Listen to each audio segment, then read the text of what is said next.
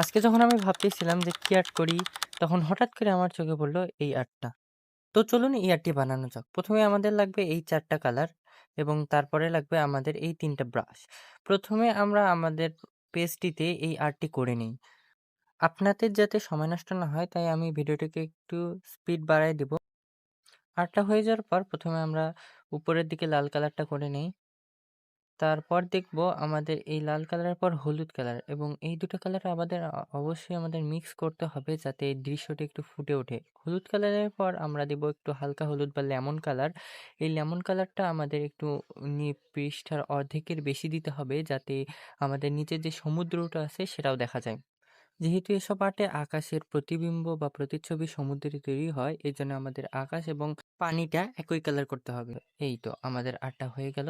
দেখুন তো, দেখে বলুন কেমন হয়েছে আর্টটি এবং অবশ্যই কমেন্ট করবেন। Tata, bye bye.